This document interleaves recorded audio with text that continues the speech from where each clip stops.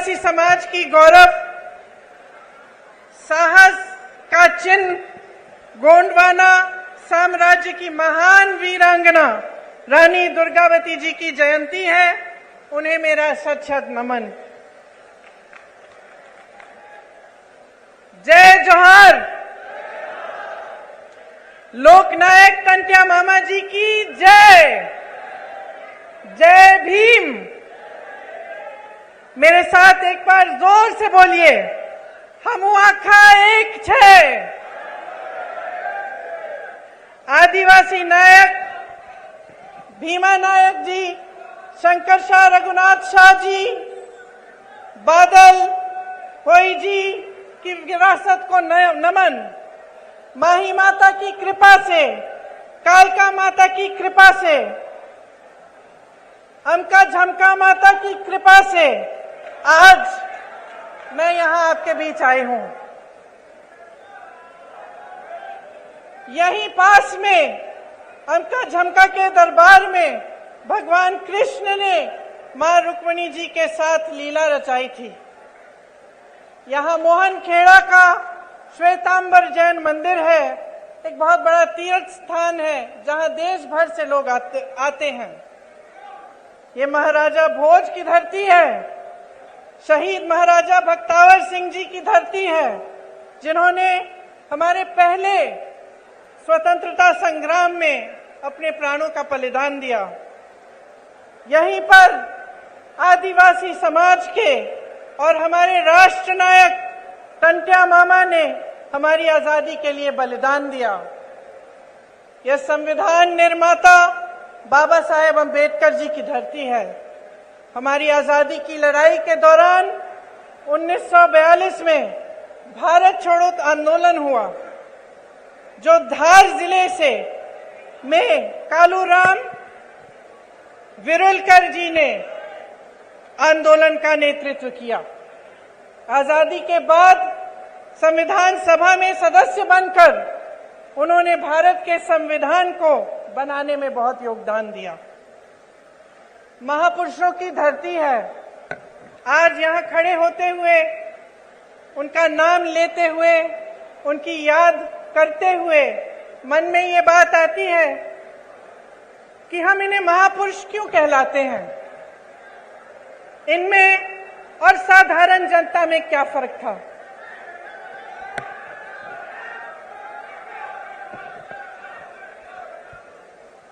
फर्क ये था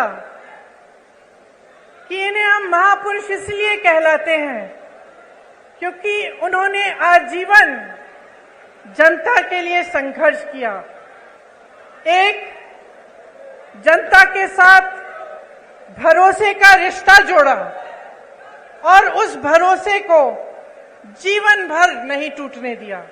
इसीलिए आज भी उनके गुजर जाने के सैकड़ों साल, दशकों बाद हम उनकी याद करते हैं और उनको नमन करते हैं। मेरी दादी इंदिरा गांधी जी भी एक इसी तरह की महापुरुष थी, पुरुष नहीं थी, मतलब एक बहुत बड़ी हस्ती थी जिन पर आपका पूरा भरोसा था। और आपका भरोसा इसलिए था क्योंकि उन्होंने दिन रात आपके लिए काम किया। एक भावनात्मक रिश्ता था और आज यहां खड़े हुए उस रिश्ते की भी मुझे याद आती है। हम छोटे थे, हमें आपकी कहानियां बताती थी, आपकी संस्कृति के बारे में बताती थी, और जो रिश्ता आपके और उनके बीच था वो आदर का रिश्ता था, प्रेम का रिश्ता था, श्रद्धा का रिश्ता था।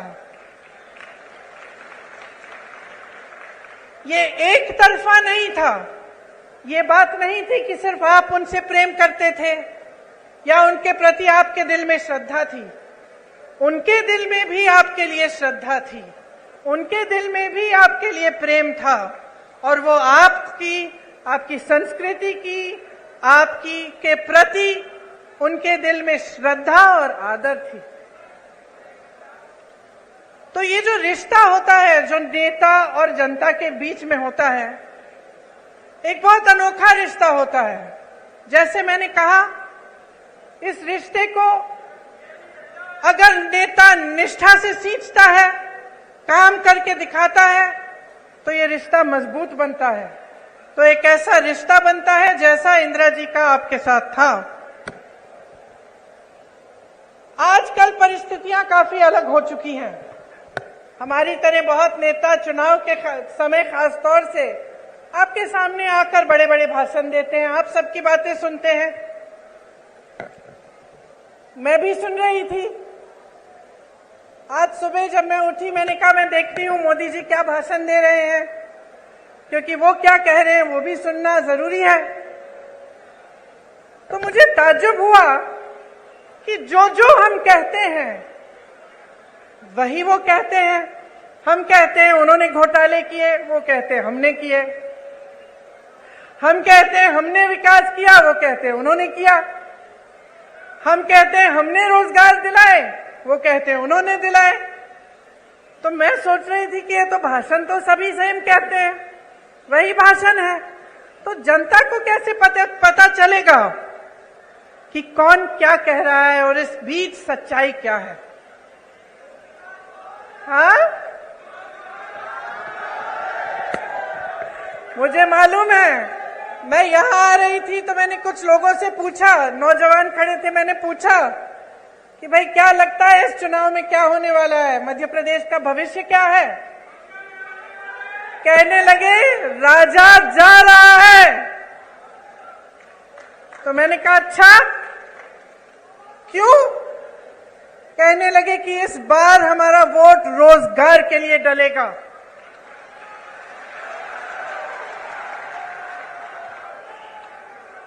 तो इसमें एक बात जो मैं इससे पहले कह रही थी वह स्पष्ट हो जाती है कि जब एक पार्टी का नेता आपके सामने कुछ कहता है, दूसरा वही चीज लगभग कह के जाता है, तो आपको पता कैसे चलता है कि कौन सच्चाई कह रहा है? पता आपको तब चलेगा जब आप अपने ही अनुभव पर उतरेंगे। आपका अनुभव क्या है? आपका जीवन क्या है? आपके संघर्ष क्या है? क्या महंगाई बढ़ी है पिछले 18 सालों में? बताइए। 10 गुना? पिछले 5 सालों में? 3.5 सालों में? जब से इनकी सरकार रही है तब से बढ़ी है कि घटी है? बढ़ी है। रोजगार मिले हैं आपको? नहीं। मेरे किसान भाई जो खेती छोड़ के यहां आए हैं, बताइए आपका जीवन ज्यादा मुश्किल हुआ है कि ज्यादा आसान? मुश्किल हुआ है।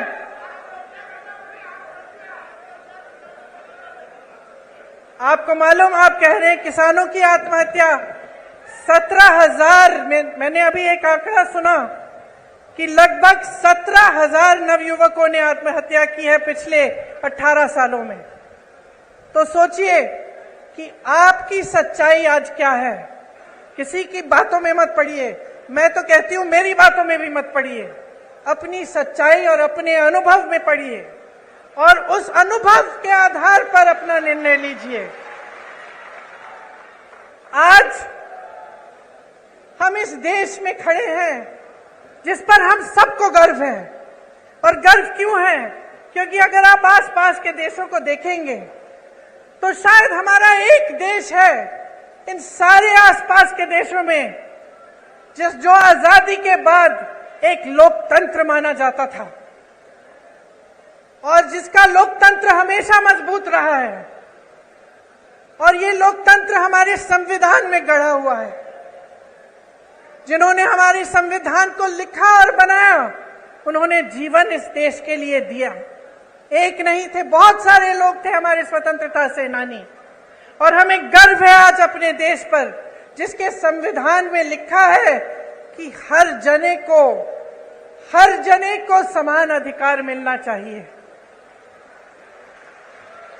हमारी कांग्रेस की सरकारों ने पंचायतों को सत्ता देकर यह अधिकार मजबूत बनाया। आज देखिए आज की परिस्थिति क्या है। आज तमाम पंचायतों को मुश्किलों में डाल दिया है। और जहां हमने पंचायतों के लिए व्यवस्था लागू की, भाजपा सरपंचों के अधिकारों में कटौती ला रही है, आपको कमजोर कर रही है। राज्य भर में आज पटवारी 1 महीने से हड़ताल पर बैठे हैं। जितने भी काम आपको कराने पड़ते हैं सब काम रुक गए हैं। आप भटकते रहते हैं इधर से उधर। उनकी अपनी मांग है, उनको भी सरकार ने सहायता नहीं दी, वे हड़ताल पे बैठे हैं। ये स्थिति है आज यहाँ की। 18 सालों में 250 से ज्यादा, 250 से ज्यादा घोटाले हुए हैं। अगर हम उसकी लिस्ट बनाने चले तो हम यहाँ पे 2 घंटे के लिए खड़े रहेंगे। बच्चों के पोषण का घोटाला, मिड डे मील का घोटाला, बच्चों के एडमिशन का घोटाला, सर्व शिक्षा अभियान में घोटाला, स्कॉलरशिप में घोटाला, भर्ती की परीक्षाओं में घोटाला, नौकरियों में घोटाला, धार में यहाँ के डैम के बनाने में भी भ्रष्टाचार हुआ। इससे क्या पता चलता है आपको? आप अगर मेहनत करते हैं, खेती में काम में मेहनत करते हैं, कहीं नौकरी करते हैं तो किस लिए करते हैं? मेरी बहनें, आप घर पे मेहनत करती हो, सारा घर परिवार संभालती हो, किस लिए करती हो? अपने बच्चों की परवरिश के लिए करती हो ना, अपने बच्चों के भविष्य को सुरक्षित करने के लिए। हम हमेशा सोचते हैं कि हमारे बच्चे बड़े होकर हमसे कुछ ज्यादा ही करें। अगर हम खेती करते हैं, हम सोचते हैं कि चलो इसको पढ़ाएंगे लिखाएंगे, इसकी और हमारे से बड़ी ज्यादा नौकरी होगी। अगर हम कहीं पे नौकरी करते हैं, हम सोचते हैं चलो इसको और पढ़ाएंगे लिखाएंगे कि ताकि हमसे भी ज्यादा कमाएं, हम बूढ़े होंगे हमारी देखभाल करें। यही हमारा मकसद होता है। चाहे जितने भी लोग आज यहाँ बैठे हैं, सब चाहते हैं कि अपने बच्चों का भविष्य मजबूत हो, उनकी तरक्की हो। और जब आप सामने देखते हैं कि चाहे पाठशालाओं में, चाहे भर्ती में, चाहे आपकी नौकरियों में, चाहे कुछ भी हो, हर चीज में घोटाला घोटाला भ्रष्टाचार है, तो कैसे मायूस होते होंगे? तो कैसे आपका दिल मजबूत बने और आप आगे बढ़ते चले जाएं? जब आपने किसी पर भरोसा किया, आपने अपना पूरा भरोसा एक नेता में डाला, एक पार्टी में डाला, और आपको पता चला कि 3.5 सालों से, उससे पहले भी जब इनकी सरकार थी, तो सिर्फ भ्रष्टाचार भ्रष्टाचार भ्रष्टाचार करते रहे। मैं जानती हूं कि आप में से कुछ लोग हैं जो सोचते हैं कि चलो खा रहा है, थोड़ा बहुत उसको खाने दो, हमारा काम तो करे,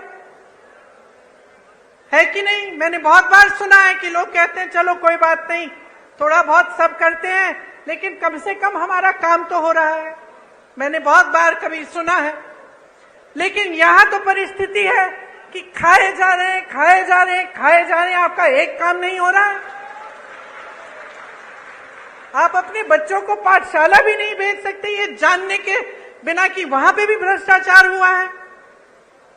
यहां व्यापम का घोटाला हुआ, 50 से अधिक लोगों की मौत हुई। इन्होंने जांच कराई। ये जो ईडी ये सबके घर भेज देते हैं एजेंसियों को, पता चला कि किसी ने इनके खिलाफ कुछ कह दिया, लिख दिया, एकदम ईडी पहुंच गई उनके घर। अरे यहां तक कि फिल्मों के अभिनेताओं के घर भी कल परसों ईडी पहुंच गई। यहां पे क्यों नहीं पहुंची? यहां जो इतने बड़े घोटाले हुए हैं, इनके अधिकारियों के घर में क्यों नहीं पहुंची? इनके नेताओं के घर में क्यों नहीं पहुंची? तो ये सवाल आपको पूछने हैं। जब मां नर्मदा के साथ घोटाला हो सकता है, भ्रष्टाचार हो सकता है, जब महाकाल की मूर्तियों के साथ सप्त ऋषियों की जो मूर्तियां हैं, उन्हें स्थापित एक दिन किया, अगले दिन बह गई, इनके साथ जब भ्रष्टाचार हो सकता है, जब भगवान के साथ कोई घोटाला और भ्रष्टाचार करने की हिम्मत करता है, तो क्या समय नहीं आ गया है इनको बदल डालने का? बताइए।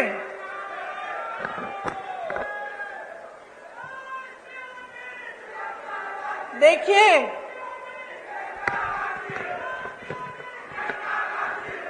देश की आंधी इस देश का नौजवान है। जाग जाओ मेरे भाइयों और बहनों।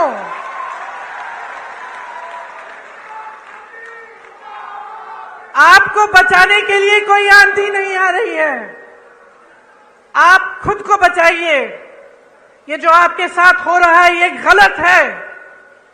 जो रोज रोज आप जी रहे हैं, आप संघर्ष कर रहे हैं, ये गलत है। मेरे नौजवान भाइयों, आप फीस देते हैं ट्यूशन की, देते हैं कि नहीं? जब आपको भर्ती की परीक्षा भरनी पड़ती है, आप संघर्ष करते हैं कि नहीं? माता पिता आपके लिए खेती करते हैं, नौकरी करते हैं, संघर्ष करके आपके लिए पैसे इकट्ठे करते कि आपकी फीस भरेंगे कि नहीं? तो क्यों इनको आपने इतनी हिम्मत दे दी है कि जब आप परीक्षा देने जाते हैं तो बार बार उनकी भर्ती की परीक्षाओं में ये घोटाला करते हैं? मैंने उत्तर प्रदेश में देखा है, मैंने उत्तर प्रदेश में ऐसे नौजवान देखे हैं जिनके 10-10 साल गुजर गए हैं। एक परीक्षा दी, मार्क्स नहीं निकले, उसमें कुछ घोटाला हो गया।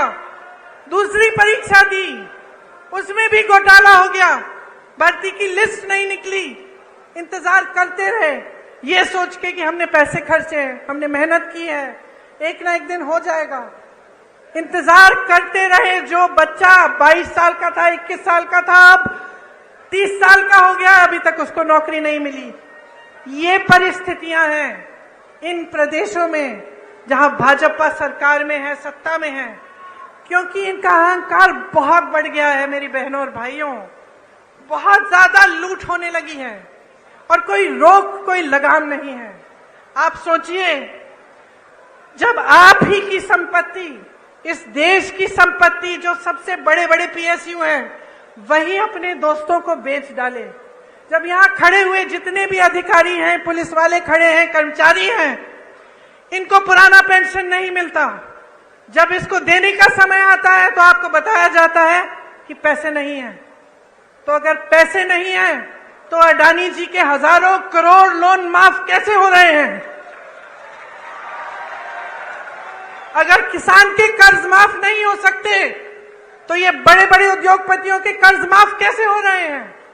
ये सवाल आपको पूछना पड़ेगा, क्योंकि आप अगर ये सवाल नहीं पूछेंगे तो हमारी नहीं, इन सब नेताओं की नहीं, आप सबकी जिंदगी बर्बाद होगी, आपका भविष्य बर्बाद होगा। आपके आने वाले दिन अच्छे नहीं, बुरे होंगे, और ये बात आपको गहराई में समझनी पड़ेगी।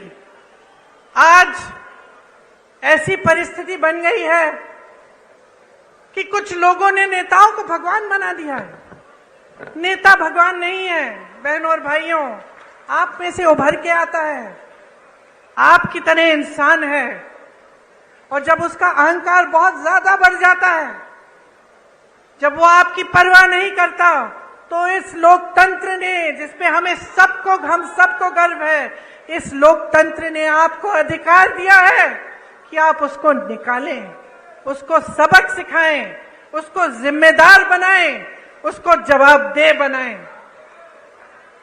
और ये आपकी जिम्मेदारी है। आज आपके प्रदेश में इतनी महंगाई है, मैं जानती हूं बहनों, मैं जानती हूं कि आप पर क्या गुजर रहा है।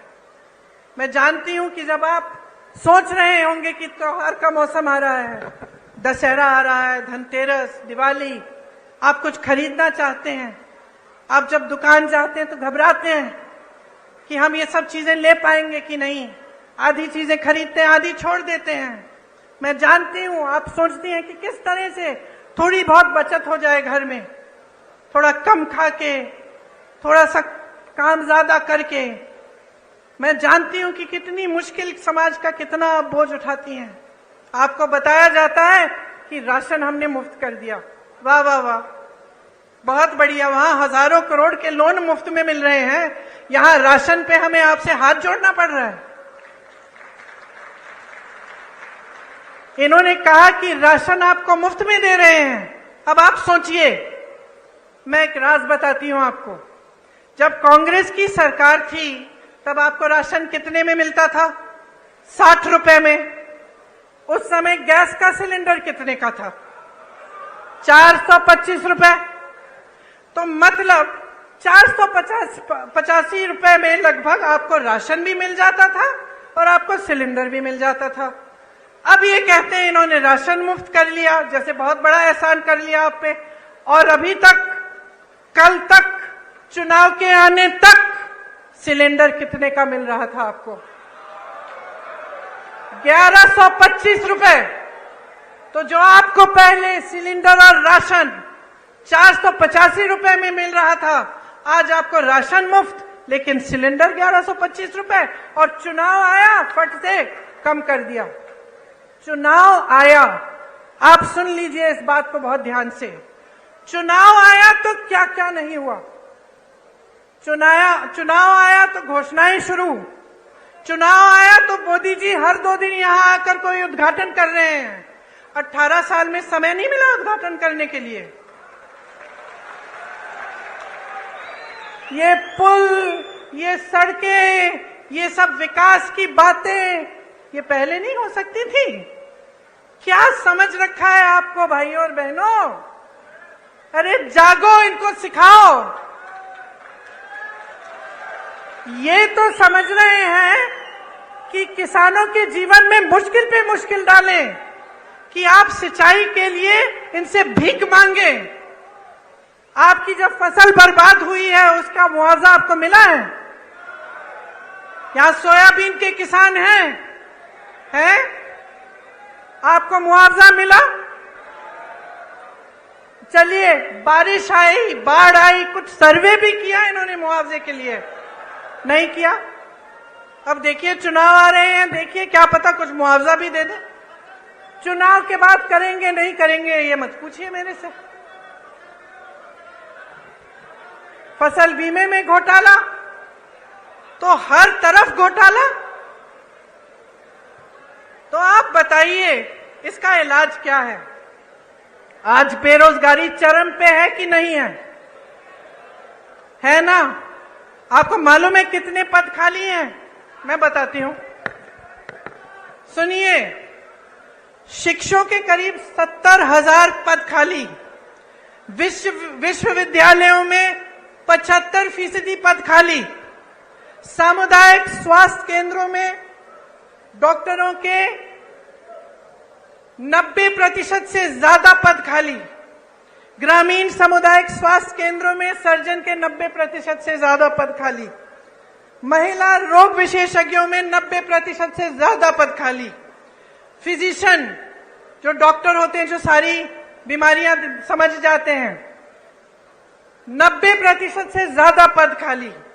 बच्चों के डॉक्टर 90% से ज्यादा पद खाली। पूरे प्रदेश की सीएचसी में एक भी आंख का डॉक्टर नहीं है। मोतियाबिंद होती है, आंख में तकलीफ होती है, कहां जाएंगे? कहां जाएंगे? प्राइवेट में जाएंगे। प्राइवेट में चले जाते अगर पैसे कमाने का मौका दिया होता आपको। लेकिन इन 3.5 सालों में और उससे पहले जितने सालों का इनका राज रहा है, आपको कमाने का मौका कहां दिया? जहां जहां से रोजगार बनना था, चाहे बड़े बड़े पीएसयू इन्होंने बेच दिए। छोटे छोटे उद्योग पे जीएसटी थोप कर, नोटबंदी करके उन्होंने ठप करा दिए। मुश्किल में है जितने भी मेरे दुकानदार भाई यहाँ बैठे हैं या छोटे छोटे उद्योगपति हैं, वो बताएंगे आपको कितनी कमाई हुई है। जीएसटी भरते भरते भरते भरते उनको समझ में ही नहीं आ रहा है किस चीज की क्या जीएसटी है। उनको खत्म कर दिया। खेती किसानी में रोजगार पैदा होता था, मनरेगा होता था आपके गांव में, वहां पे रोजगार बंद। तो रोजगार देंगे कहां से आपको? आपको कमाने का मौका नहीं दे रहे हैं, लेकिन आप पे महंगाई इतनी थोप रहे हैं कि आपका जीना मुश्किल हो गया है। पर ये सब बातें मैं आपको यहाँ इस मंच पे खड़े होकर समझा रही हूँ। आप सबको तो पहले ही मालूम है। जी आप रहे हैं, संघर्ष आप कर रहे हैं अपने बच्चों को स्कूल भेजने के लिए, उनकी किताबों को खरीदने के लिए, उनकी फीस भरने के लिए, उनकी भर्ती की परीक्षाओं के लिए, उनकी नौकरियों को, उन इंटरव्यूज के लिए। ये सब काम आपके ही समर्थन से आपके बच्चे कर रहे हैं, लेकिन करने के बावजूद कुछ नहीं मिल रहा है। इसीलिए मैं आपसे कहना चाहती हूं कि आप इंदौर संभाग के हैं, आप जानते हैं कि पिछले 18 सालों में यहां कोई नई यूनिवर्सिटी नहीं बनी है कि नहीं बनी? कोई नया अस्पताल बना? कोई मेडिकल कॉलेज खुला? तो क्या कर रहे हैं ये? मोदी जी यहां आते हैं, आजकल तो शिवराज जी का नाम लेने से भी शर्म कर रहे हैं, उनका नाम ही नहीं लेते, कहते मुझे वोट दो। और वो तो आपके सीएम बनने वाले नहीं है। मैंने आपको बताया, मैं भाषण सुन रही थी उनका, 50 मिनट में 50 बार कांग्रेस का नाम लिया। तो कांग्रेस के जो कार्यकर्ता हैं, खुश हो जाओ भाई, खुद नाम लेने के बजाय वो नाम ले रहे हैं आपका। मैं तो कहती हूं, छोटी हूं उनसे, कम अनुभव है, उम्र भी कम है, लेकिन एक छोटी सी सलाह दे देती हूं, जितनी बार कांग्रेस का नाम 50 मिनट के भाषण में लेते हैं, विकास का नाम ले लीजिए। ये बता दीजिए कि 18 सालों में आपने इंदौर के लिए क्या किया, आपने मध्य प्रदेश की जनता के लिए क्या किया, कितने रोजगार बनाए, कितने घोटालेबाजों को पकड़ा, कितनों के पीछे ईडी डाल दी, कितने जेल में हैं, किसानों के लिए कितनी राहत दी, कितनी बिजली फ्री दी। लेकिन ये बात नहीं कर सकते, इनमें हिम्मत नहीं है, क्योंकि काम नहीं किया है। इसीलिए मैं बार बार भरोसे की बात करती हूं, मैं बार बार कहती हूं, देखिए बहने, एक नया बिल लाए संसद में, महिला आरक्षण बिल, खूब वाह वाह हुई पूरे देश भर में, जितने भी विपक्षी दल हैं हमने भी समर्थन किया कि चलो ये बहुत अच्छा कदम है। बड़ी बड़ी घोषणाएं हुई, टीवी पे इश्तिहार हुए, सब कुछ हुआ, मोदी जी की बड़ी वाह वाह हुई। फिर क्या पता चला कि 10 सालों के लिए ये लागू ही नहीं होगा। इससे पहले जाति जनगणना करनी पड़ेगी, उससे पहले परसिमन करना पड़ेगा, 10 साल लगेंगे। तो फिर इस घोषणा का मतलब क्या है? इन चुनाव के लिए फिर से मतलब क्या है? आप महिलाओं को मजाक समझ रहे हैं? आप समझ रहे हैं कि महिलाओं को आप कुछ भी कह दें और हम अंधे होकर आपको वोट देंगे?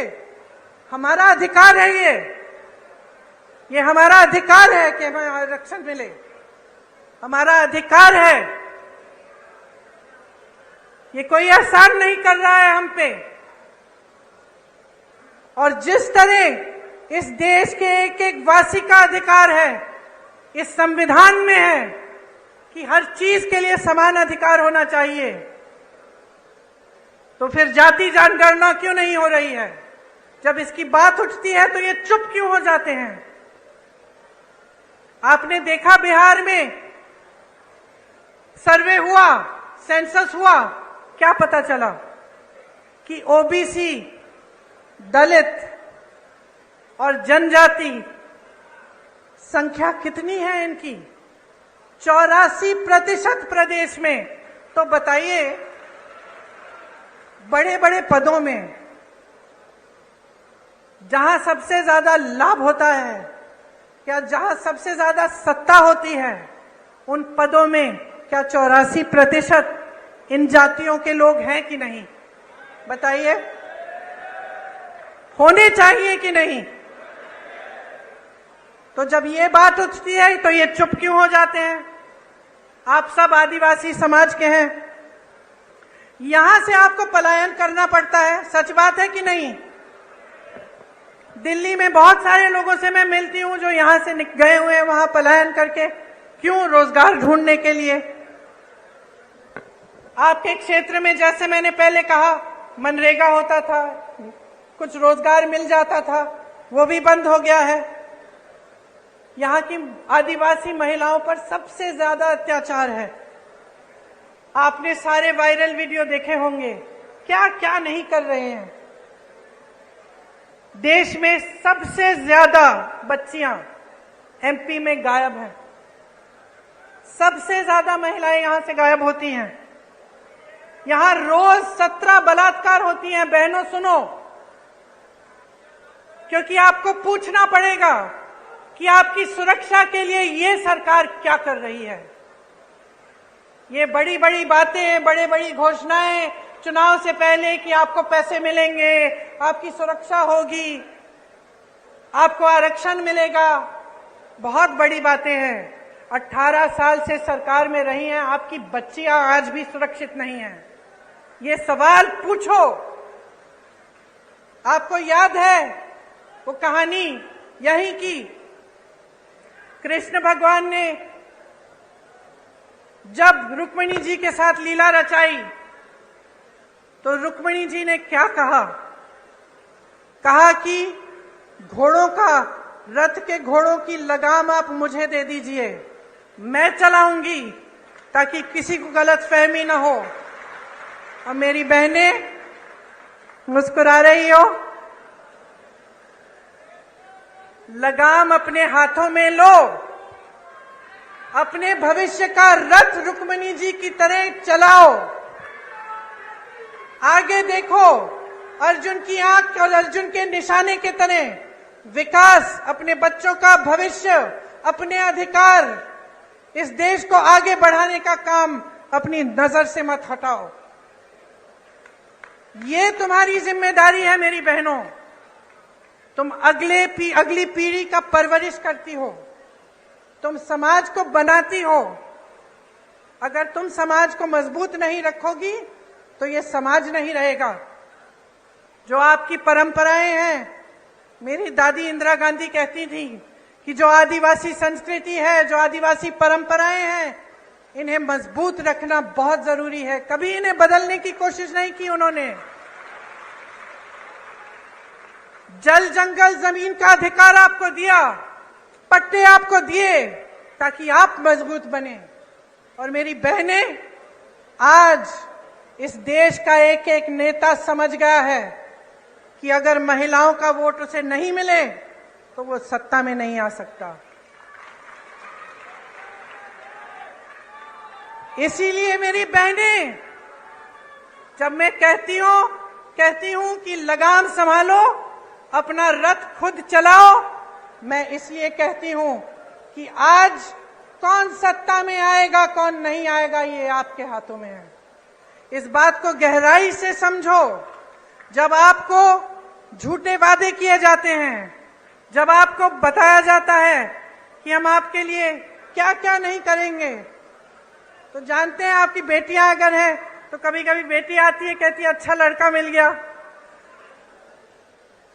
तो आप कहती हैं कि अगर हमें शादी के लिए तुम्हारे लिए लड़का ढूंढना है तो पहले हम जानना चाहेंगे कि उसकी क्या मजबूती है, क्या करेगा। अगर आपको लगे कि ऐसा लड़का है जो झूठ मूठ के बता दे लड़कियों को कि आपके लिए ऐसे ऐसे महल बनाएंगे, हम आपको यहां ले जाएंगे, ऐसा करेंगे, वैसा करेंगे, तो आप क्या कहेंगी अपनी बेटी से कि बेटा ध्यान रखो, ध्यान रखो, ये बहुत बड़ी बड़ी बातें करता है, ये करेगा नहीं। कहती है कि नहीं? तो इतनी समझदार है, इतनी जिम्मेदार है, अपने आप को फुसलाने मत दीजिए। समझ जाइए कि ये राजनीतिक खिलवाड़ हो रहा है आपके साथ। आपको अपना भविष्य मजबूत बनाना है तो जैसे मैंने शुरू में कहा, अपने अनुभव पर उतरिए। आप देखिए, आपके जीवन में तरक्की आई, महंगाई घटी, आपके बच्चों को रोजगार मिला, खेती में आप काम करते हैं, वहां आपको कोई सहायता मिली सरकार से? क्या नई पाठशालाएं बनी, विश्वविद्यालय बने, अस्पताल बने? और अगर नहीं बने हैं तो बहनों और भाइयों, जाग जाओ और एक ऐसी सरकार लाओ जो ये सारे काम आपको करके दिखाए।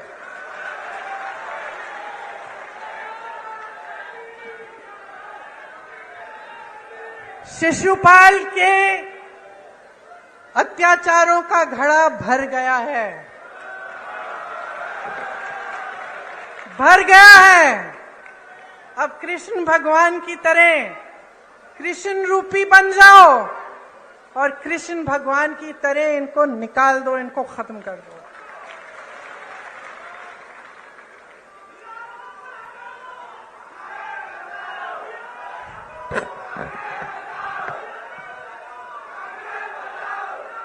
डेढ़ सालों में,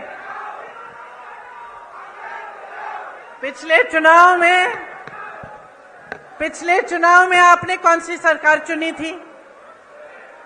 कांग्रेस। यहां बैठे कमलनाथ जी, पिछली सरकार में आपने पिछली चुनाव में आपने कांग्रेस की सरकार चुनी। फिर क्या हुआ? रिश्वतखोरी हुई और जो आपका आदेश था उसका पालन नहीं किया गया। आप कांग्रेस की सरकार चाहते थे और जोड़ तोड़ करके 1.5 साल के अंदर अंदर आपको भाजपा की सरकार मिली कि नहीं मिली? और नतीजा आप सबने देखा। 1.5 साल में मैं आपको बताना चाहती हूं कि आपका ही अनुभव रहा होगा कि कांग्रेस की सरकार ने क्या क्या किया। किसानों के कर्ज माफ किए, 27 लाख किसानों के कर्ज माफ किए, सामाजिक सुरक्षा पेंशन बढ़ाकर 600 रुपए बनाया, 1 करोड़ परिवारों को 100 रुपए में 100 यूनिट बिजली दिलवाई, 1000 गौशालाएं खुलवाई। 1.5 साल की बात कर रही हूं मैं, 18 साल की बात नहीं है ये। आदिवासियों के लिए 12,000 बर्तन बैंक खोले, इससे आपको भी सुविधा मिली होगी। ओबीसी आरक्षण 14% से बढ़ाकर 27% किया। आर्थिक रूप से कमजोर सामान्य वर्ग के लिए 10% आरक्षण दिया। भोपाल और इंदौर में मेट्रो रेल की परियोजना शुरू की। ये 1.5 साल का काम था बहनों और भाइयों, 18 साल का नहीं। आज जहां जहां कांग्रेस की सरकार है, छत्तीसगढ़ को देखिए, धान खरीद के सबसे ज्यादा पैसे छत्तीसगढ़ में आज मिल रहे हैं। बेरोजगारी सबसे कम कहां है पूरे देश में? छत्तीसगढ़ में। सबसे ज्यादा वन अधिकार के पट्टे कहां मिले हैं? छत्तीसगढ़ में मिले हैं। आदिवासियों के 60 से ज्यादा वन उपज को समर्थन मूल्य पर सरकार खरीदती है। पुराना पेंशन कहां लागू है? छत्तीसगढ़ में, राजस्थान में, हिमाचल प्रदेश में और कर्नाटका में। हम आपको ये नहीं कह रहे हैं कि पैसा नहीं है, पैसा निकाल रहे हैं इसके लिए, क्योंकि हम आपको सर्वोपरि रख रहे हैं। कर्नाटका में मेरी बहनों, बस की यात्राएं पूरे प्रदेश में मुफ्त है बहनों के लिए। 2,000 रुपए प्रति माह मिल रहे हैं बहनों को। 200 यूनिट बिजली मुफ्त मिल रही है। हिमाचल प्रदेश में अभी आपदा आई, हमने आपकी बात की, आपके मुआवजे की। आपको मुआवजा नहीं मिला जब बाढ़ आई, जब आपकी फसल खराब हुई। हिमाचल प्रदेश में आपदा है, सबसे बड़ा पैकेज आपदा के लिए, राहत के लिए हिमाचल प्रदेश में कांग्रेस की सरकार दे रही है। राजस्थान में बहनों और भाइयों, हमने बात की कि यहां स्थिति क्या है अस्पतालों की। डॉक्टर के पद खाली हैं, नौजवान बच्चे बेरोजगार हैं, जिन्होंने डॉक्टरी की पढ़ाई की है वो भी बेरोजगार हैं, लेकिन पद नहीं भरे जा रहे हैं। आपको इलाज के लिए प्राइवेट में कहां कितना खर्च करना पड़ रहा है। और राजस्थान में चिरंजीवी योजना कांग्रेस की सरकार ने निकाली है। आप किसी भी राजस्थानी से पूछिए, 25 लाख तक मुफ्त इलाज हो रहा है, आज के दिन हो रहा है। और ये चुनावी घोषणाएं नहीं है भाई बहनों और भाइयों, ये उनकी नीतियां हैं। ये कांग्रेस की सरकारों की नीतियां इसलिए हैं क्योंकि हमारे लिए आप सर्वोपरि हैं, आपसे बड़ा कोई नहीं है। और आज मैं इस मंच पर खड़े होकर आपको कह रही हूं कि कांग्रेस आपके लिए कुछ गारंटी लाई है, और आप ही खुद देखिए कि क्या कांग्रेस के प्रदेशों में इनकी गारंटियां लागू हो रही हैं कि नहीं। जब आपको ये पता चलेगा, खुद अखबारों में पढ़िए, इंटरनेट पे जाकर देखिए, जहां आपको सुविधा हो वहां पूछिए। जब आपको खुद अपने अनुभव से पता चलेगा कि हां, इन्होंने जो वादे किए वाकई पूरे कर रहे हैं, तब आप इन गारंटियों में आप विश्वास करो। और मैं दावे के साथ कह रही हूं आपको कि जहां जहां हमारी सरकार है वहां गारंटीज पूरी हो रही हैं और यहां पे मध्य प्रदेश में होंगी। क्या है ये गारंटी? जिस तरह से किसानों के कर्ज हमने पहले माफ किए, उस तरह से हम उस काम को फिर से शुरू करेंगे। 100 रुपए में 100 यूनिट बिजली मुफ्त मिलेगी। 200 यूनिट बिजली के लिए जो बिजली का बिल है वो आधा होगा, हाफ होगा। पुरानी पेंशन यहां मध्य प्रदेश में लागू की जाएगी। आपको गैस सिलेंडर हम 500 रुपए में दिलवाएंगे। महिलाओं को 1500 रुपए प्रति माह मिलेगा, आपके खाते में जाएगा मेरी बहनों। और 5 हॉर्स पावर सिंचाई की बिजली भी किसानों को मुफ्त मिलेगी।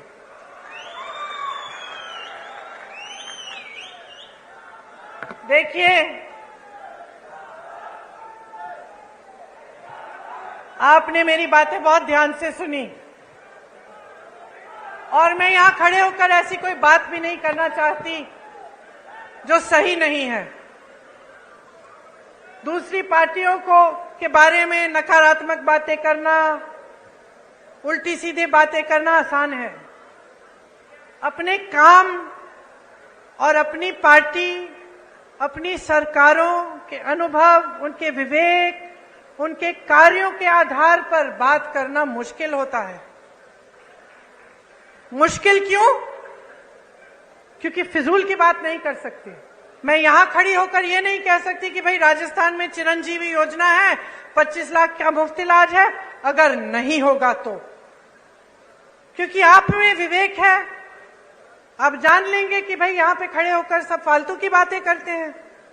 तो यहां खड़े होकर मैं सिर्फ वो बातें करना चाहती हूं जो सच्चाई है, जो हमारे अनुभव की बातें हैं और जिन बातों की सच्चाई आप खुद खोज सकते हैं।